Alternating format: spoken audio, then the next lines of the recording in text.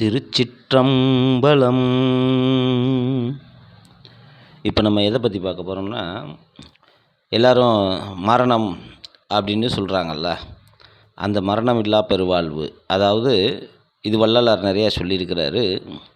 ஆனால் திருமூலர் என்ன சொல்கிறாருன்னா, எமனே உன் பக்கத்தில் வரமாட்டான் அப்படிங்கிறதுக்கு ஒரு உதாரணமாக ஒரு பாடலை சொல்கிறாரு. எப்படி சொல்கிறாரு? ஏற்றி இறக்கு இருகாலும் பூரிக்கும், காற்றை பிடிக்கும் கணக்கறிவாளர் இல்லை.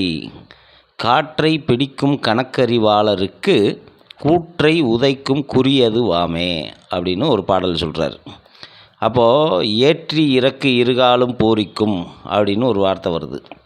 அப்போ தியானத்தில் பார்த்தீங்கன்னா, இப்போ நீங்கள் ஒரு கடவுள் சிந்தனையில் இருப்பீங்க, இல்லை ஒரு தியானம் பண்ணுறீங்க, குண்டலினி சக்தியை மேலே ஏற்றி கீழே இறக்குறது, வாசி யோகம் பண்ணுறீங்க, இப்படி எல்லாம் நடக்கும்போது இரு காலும் பூரிக்கும் அப்படின்னா 2 சுவாசமும் ஒரே மாதிரி இருக்கும்.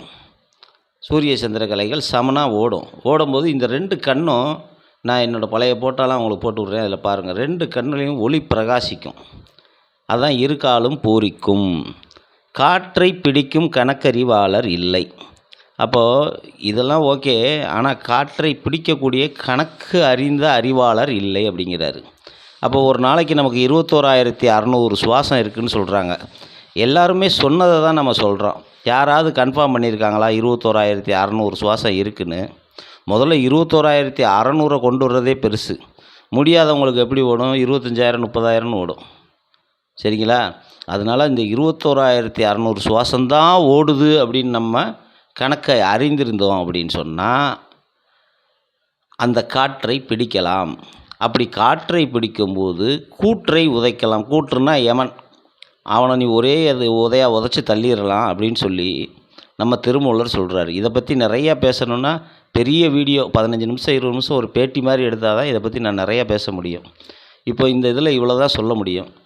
எல்லாரும் இந்த பாடலுடைய பொருளை நல்லா சிந்தித்து பார்த்தோன்னா நிறைய விஷயம் தெரிஞ்சுக்கலாம்.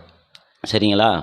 அதனால் எல்லா மக்களும் எல்லா நலமும் பெற்று சீரும் சிறப்புடன் வாழ எல்லாம் வல்ல இறைவனை வேண்டி வணங்கிக் கொள்கிறேன். நம்ம சேனலை சப்ஸ்கிரைப் பண்ணுங்கள், சேனலுக்கு கமெண்ட் போடுங்க, லைக் பண்ணுங்கள், ஷேர் பண்ணுங்கள்.